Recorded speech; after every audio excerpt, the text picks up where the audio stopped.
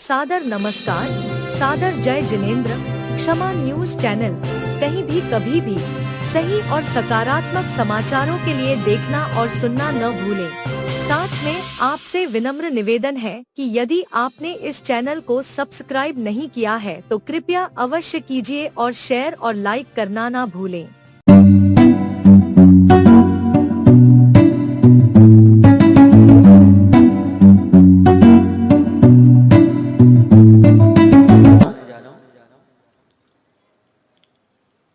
मध्य प्रदेश के अंतर्गत विदिशा नगर में आचार्य भगवंत का प्रवास चल रहा था।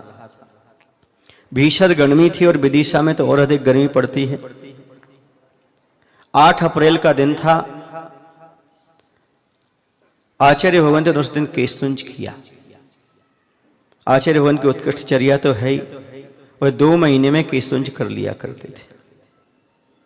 और जब उन्होंने केशतुंज किया, अपने हाथों से बालों को उखाड़ा, भीषण गर्मी, उपवास, ऐसा हुआ खूब अच्छी तरह से बरसात हो गई, पानी गिरा। केशतुंज में उनकी तपस्या में देवताओं ने भी ठंडक कर दी, वर्षा हो गई। सभी लोग कहने लगे, देखो आचार्य भगवंत का कल उपवास था, केशतुंज किया, उसका प्रभाव है कि ये वर्षा हो गई। हम लोग भी आचार्य श्री पास बैठे थे। हमने कहा, आचार्य श्री जी देखो आपकी तपस्या का प्रभाव देवताओं तक पहुंच गया। आपने तपस्या की, उसका प्रभाव है कि पानी गिरा। तो आचार्य भगवंत ने कहा, नहीं, ये सब तुम लोगों की भावनाओं का प्रभाव है। तुम लोगों ने भावना भाई थी कि आचार्य श्री का उपवास है तो आचार्य श्री को साता रहे, अर्थात शरीर की दृष्टि से कष्ट ना पहुंचे, इस प्रकार का भाव भाया था। उस भावना का प्रभाव है कि देवताओं तक पहुंच गया और उन्होंने जलवृष्टि कर दी।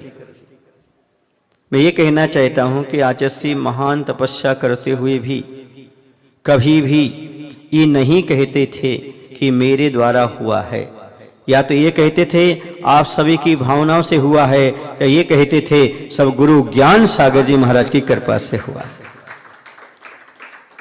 आचार्य भगवंत इन सब चीजों से कितने अछूते थे, तभी तो उनकी तपस्या का प्रभाव था।